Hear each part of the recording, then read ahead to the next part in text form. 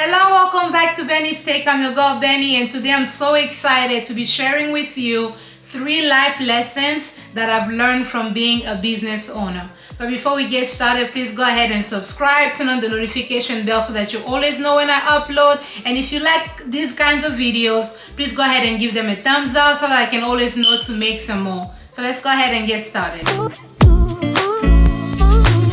First things first, I own a cleaning business. It's called Lola Cleaning Services, located here in Connecticut. So if you're looking for somebody to clean like your office, to clean your business, to clean your home or whatever have you, make sure to visit this link. It's also going to be in the bio that you can check out and see what services that we do offer. So anyway, first things first, I started this business during the pandemic. I started it in February, but it didn't take off until closer to my birthday, around September or so. That's when I started getting a little bit more consistent clients because of the pandemic, obviously. And there's a video you can check out as to why I quit my job and all those different things. I will link it in the description box as well for you to check out. So let's go ahead and get started. So the first thing that I've learned is that not every money is good money. I know, because when you're a business owner, you're thinking of what clients you're going to be getting, and you want to feel like you want to say yes to everything. But at the same time, not every money is good money. So there's certain clients that you have no business saying yes to. I'm just going to say that out the gate. If you know that the job in question is, compromising your brand, is compromising who you are. If it's not within the scope of your abilities, please don't be so quick to say yes, because although you may make money in that point, in that moment, it may not be beneficial in the long run for your business and for your overall brand. You may end up with issues of your integrity being, put in jeopardy. If you're not able to do what you say you're gonna do, then that's your brand, that's your name that's being messed up out there. So be mindful of what you say yes to. Just because you're thinking money doesn't mean it's the best opportunity. Maybe you need to develop your skills a little bit more. Maybe you need to sharpen your craft and learn a little bit more, tweak different things before you say yes to a particular job. So that's something to be mindful of. It's not just for cleaning. Even if you own a boutique or you own any other business, be mindful. Not every money is good money. Sometimes you need more time, sometimes you need more skills, sometimes you need a little bit more patience before you can be able to take on certain things. So just don't be in a rush to say yes to money just because it's money.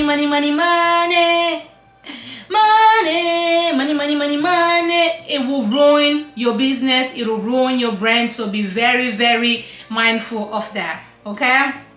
Point number 2, learn your boundaries.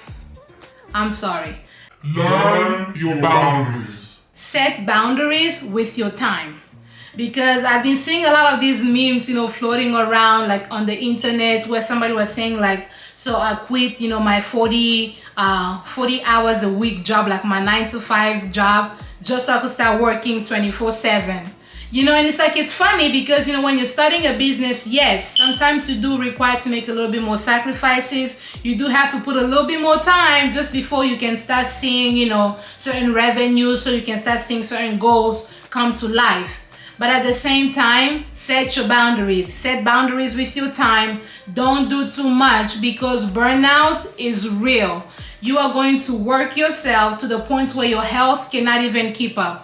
And that's with anything, business or not, with friendships. Take your time, set boundaries. I am going to work from this time to this time. I'm going to hang out with this person from this time to this time. I'm going to do this from this time to this time, because burnout is real. You don't want to just go be everywhere, do everything all at the same time in the sake of business, or I'm building my brand. Because trust me, yes, we're hustling, we're pursuing money, but our health should be our number 1 priority. Because if you're sick, there is nothing that anybody can say, there's nothing money can do to actually help with your health, to actually help with your mental health. Even forget physical, mental health, that's a thing. So you have to be mindful, set boundaries. I work from this day to this other day. When I first started, even on my Google listing, I was Even Sunday, I'll take clients. I'll do left, right, and center. But now I'm just kind of like, you know what? No. It's important for me to work certain days. It's important for me to stop, be with my family, hang out with my friends. Just create a balance. Because if you're just like working, that's not where it's at. I know a lot of y'all be like, hustle culture, if you're sleeping, I'ma sleep when I'm dead. Like, no. I'ma take a nap. I'ma say no to a job. I'ma do what I need to do. Taking care of your health, setting those boundaries, taking care of your mental health, your physical health, and just like your overall well-being, you need to set boundaries. Boundaries with your time, boundaries with what you say yes to and what you do not say yes to. And on the flip side of that also, don't be somebody that says, oh, I have a business, so I'm trying to run a business, yet you do nothing to help pursue with that business, right? Just like you shouldn't work too hard. Some of us, I feel like, do the opposite. We just talk about the business or the goals that we have, yet we spend our entire day just like scrolling. And when I talk about some of us, I'm talking about me. It took me a second to like set up like a plan. On this day, I will work on my business. On this day, I'll reach out to clients. This particular one, it has like, two sides to it. Don't overwork yourself, but don't also underwork in the, I guess, the realm of like, I'm just existing and things are just gonna fall in place. They're not. You do have to work, you do have to set the time, and you do have to set boundaries. So lesson number 3 and our last lesson, and when I tell you this is the most important of all, I feel like sometimes we downplay how important this is. Know your worth and then add tax. Earlier in my business, I feel like I was giving people pricing just so that they won't, I guess, disappear on me, like so they won't ghost me. You know what I'm saying? So sometimes there were services that I could have charged a little bit more, but in an effort to just be like nice, in an effort to just be like, oh, she has good prices, she has like fair prices. Sometimes I was finding myself doing a lot more work for a lot less out of fear that if I price my items, if I price my services a certain way, that people will not book me, that people will not hire me, that people will not, want to work with me. If you know what you're doing, if you know what you're bringing to the table, price accordingly. Your right audience, the right people that match and align with who you are and what you have to offer, those people will meet you there. Now, don't get me wrong. I'm not saying do not negotiate, because, if you don't negotiate, then you're just like, wasting sometimes time, and you're wasting opportunities that could have maybe be beneficial for you. I'm not saying that, but I'm saying be mindful of not settling and selling yourself so low that you don't even end up making, I guess, the profit, that you don't even end up enjoying what you're doing because you're so frustrated that this is work that deserves to be paid this much or deserve to get this much, but I was so afraid of just like pricing my items accordingly just out of fear that people are not gonna book me, I won't have any clients, I won't have anybody. This pays my bills. This business, this cleaning, it pays my bills. The work it takes to clean, it's a lot. So if you're hiring me, means you don't have the time to do it, or you're unable to do it yourself, or you just need additional help, which is great, but at the same time, pay me my worth. And that starts with me recognizing my worth, recognizing the worth that I bring as far as my business. I'm bringing you equipment, I'm bringing you everything you need. So all you have to do is provide a dirty house or a dirty space. I shouldn't feel like I have to like overly negotiate and like drop my prices so low just to accommodate people out of the fear that I will not have any customers. Be about your craft, be about your work, and the right audience, the right people will pay the price. They will pay what you're asking for. And that translates with anything, even, with your standards in relationship, with your standards in friendships and whatever have you.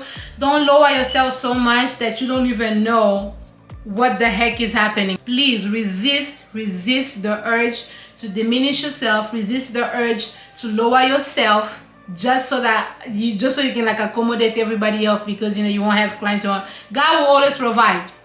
You understand? God will always provide. It's better for you to have 3-4 clients that meet your needs and you meet theirs instead of having 1,000 that are just out here confusing the bejesus out of you. That's not the energy. It's 2021. Like, I'm not gonna argue about this. It costs that much because it takes me so much time.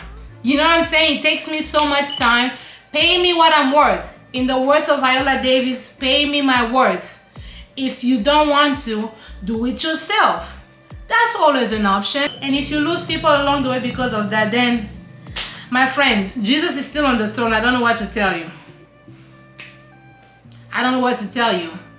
But you lower yourself so many times, you diminish yourself, you reduce your prices so much. Eventually people start looking at you anyhow. They start talking to you anyhow because they know you respect me. You respect my work and you respect the services that I bring. So there you have it. Those are the 3 lessons that I've learned from my business that I apply to everyday life. I hope these lessons do help you. I hope they do shape who you are as a person, whether you're in business or not, whether you're in school, whether in relationships, in friendships, in family. However way they apply, I hope they're helpful to you. They've definitely been helpful to me and I hope you can apply them to your own life. If you like this video, please go ahead and give it a thumbs up. If you haven't subscribed already, I don't know what I'm supposed to do at this point. You people will not stress me. Subscribe, turn on the notification bell so that you always know when I upload, and just subscribe at this point. You're just giving people too much headache. Subscribe, okay?